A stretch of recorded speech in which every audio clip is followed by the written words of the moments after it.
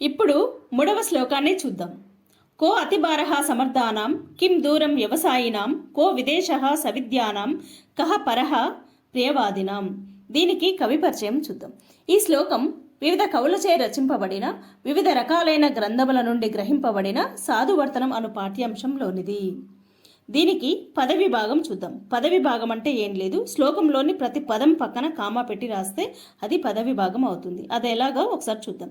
కహ అతి భారః సమర్థానాం కిం దూరం వ్యవసాయినాం కహ విదేశః సవిద్యానాం కహ పరః ప్రియవాదినాం. దీనికి అన్వయ క్రమం చూద్దాం. సమర్థానాం అతి భారః కహ వ్యవసాయినాం దూరం కిం సవిద్యానాం విదేశః కహ ప్రియవాదినాం పరః కహ. ఈ శ్లోకానికి ప్రతిపదార్థం చూద్దాం. సమర్థానాం సమర్థులకు, అతి భారః అతి భారమైనది, కహ ఏముండును, వ్యవసాయినాం కష్టపడి పనిచేయువానికి, దూరం కష్టం, కిం ఏముండును, సవిద్యానాం విద్యావంతులకు, విదేశః విదేశము, కహ ఏముండును, ప్రియవాదినాం ప్రియముగా మాట్లాడువానికి, పరః శత్రువు, కహ ఎవడుండును. దీనికి భావాన్ని చూద్దాం.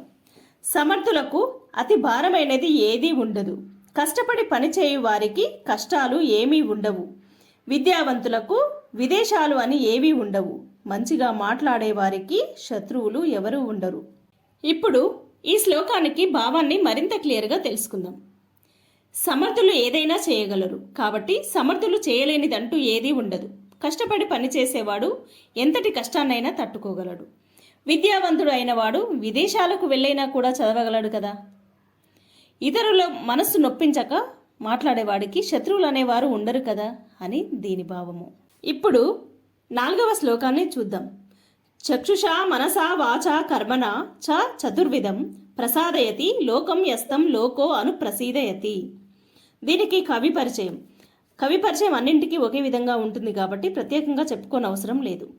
పదవి భాగం చూద్దాం. చక్షుషా మనసా వాచా కర్మణ చ చతుః విధం ప్రసాదయతి లోకం యః లోకం అను ప్రసీదయతి. దీనికి అన్వయ క్రమం చూద్దాం. లోకం చక్షుషా మనసా వాచా చ కర్మణ చతుర్విధం ప్రసాదయతి తం లోకః అను ప్రసీదయతి. ప్రతిపదార్థం చూద్దాం. యహ ఎవడు, లోకం ఈ లోకమును, చక్షుష చూపుతో, మనస మనస్సుతో, వాచ మాటతో, చ మరియు కర్మణ పనిచేత, చతుర్విధం 4 విధాలుగా, ప్రసాదయతి సంతోషపెట్టునో, తం అతనిని, లోకం ఈ లోకము, అను ప్రసీదయతి తిరిగి సంతోషపెట్టును. దీనికి భావాన్ని చూద్దాం. ఎవడు ఈ లోకమును చూపు, మనస్సు, మాట మరియు పని అనే 4 విధాలుగా సంతోషపెట్టునో అతనిని ఈ ప్రపంచము తిరిగి సంతోషపెట్టును. ఈ శ్లోకానికి భావాన్ని మరింత క్లియర్గా తెలుసుకుందాం. ఇందులో ఎవరైతే ఈ లోకంలో మంచిని మాత్రమే చూస్తూ మంచి మనస్సుని కలిగి ఉండి మంచి పనులను చేస్తాడో అతన్ని ఈ ప్రపంచం సంతోషపెట్టును. అంటే లోకానికి మంచి చేస్తే మనకు మంచి జరుగుతుంది అని అర్థం. ఇప్పుడు 5వ శ్లోకాన్ని చూద్దాం. యదా యదా హి పురుషః కళ్యాణే కురుతే మనః తదా తదాస్య సర్వార్థాః సిద్ధ్యంతే నాత్ర సంశయః. కవి పరిచయం. కవి పరిచయం అన్నింటికీ ఒకే విధంగా ఉంటుంది కాబట్టి అవసరం లేదు. పదవి భాగం చూద్దాం. యదా యదా హి పురుషః కళ్యాణే కురుతే మనః తదా తదా అస్య సర్వార్థః సిద్ధ్యంతే నా అత్ర సంశయః. దీనికి అన్వయ క్రమం చూద్దాం. యదా యదా పురుషః కళ్యాణే మనః కురుతే తదా తదా అస్య సర్వార్థః సిద్ధ్యంతే అత్ర నా సంశయః. ప్రతిపదార్థం చూద్దాం. యదా యదా ఏ విధంగా అయితే, పురుషః మనిషి, కళ్యాణే మంచి పనులందు, మనః మనస్సును, కురుతే ఉంచునో, తదా తదా అదే విధంగా, అస్య అతని, సర్వార్థః అన్ని కోరికలు, సిద్ధ్యంతే సిద్ధించుచున్నవి, అత్ర ఈ విషయంలో, నా సంశయః సందేహం లేదు. దీనికి భావాన్ని చూద్దాం. ఏ రకంగా అయితే మనిషి మంచి పనుల యందు మనస్సును లగ్నం చేయునో అదేవిధంగా అతని అన్ని కోరికలు సిద్ధించుచున్నవి. ఈ విషయంలో సందేహం లేదు. ఈ భావాన్ని మరింత క్లియర్గా తెలుసుకుందాం. మనిషి మంచి పనులను చేయడం మీద దృష్టి పెట్టినప్పుడు అతనికి మంచే జరుగుతుంది. అంటే మంచి పని చేయాలనుకునే వానికి మంచే జరుగుతుంది అని దీని భావము. ఇప్పుడు 6వ శ్లోకాన్ని చూద్దాం. సులభాః పురుష రాజన్ సతతం ప్రియవాదినః అప్రియస్య తు పద్యస్య వక్తా శ్రోతా చ దుర్లభః.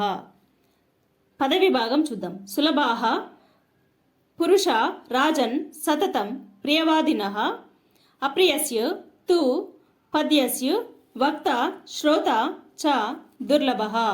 దీనికి అన్వయక్రమం చూద్దాం. రాజన్ సతతం ప్రియవాదినః పురుషాః సులభాః తు అప్రియస్య పద్యస్య వక్త శ్రోత చ దుర్లభః. దీనికి ప్రతిపదార్థం చూద్దాం. రాజన్ ఓ రాజా, సతతం ఎల్లప్పుడూ, ప్రియవాదినః ప్రేమగా మాట్లాడే, పురుషాః మనుష్యులు, సులభాః తేలికగా లభిస్తారు, తు కాని, అప్రియస్యు ప్రియము కాని, పత్యస్యు మేలు చేయు విషయములకు, వక్త చెప్పేవాడు, చ మరియు శ్రోత వినేవాడు, దుర్లభః లభించడు. దీనికి భావాన్ని చూద్దాం. ఓ రాజా, ఎప్పుడూ ఇష్టంగా మాట్లాడే మనుష్యులు తేలికగానే లభిస్తారు, కానీ అయిష్టములై మేలు చేయు విషయములు చెప్పేవాడు మరియు వినేవాడు లభించడు. ఈ భావాన్ని మరింత క్లియర్గా తెలుసుకుందాం. అంటే మనం ఏదైనా పనిని చేసినప్పుడు ఏమైనా అనుకుంటారేమో అని అది ఎలా ఉన్నా సరే బానే ఉంది అనేవారు చాలామందే ఉంటారు. కానీ మనం బాధపడతామనే విషయం పక్కన పెట్టి మనకు మేలు చేసే విషయాలు చెప్పేవారు, అదేవిధంగా మంచి చెబితే వినేవాడు అసలు లభించడు అని అర్థం.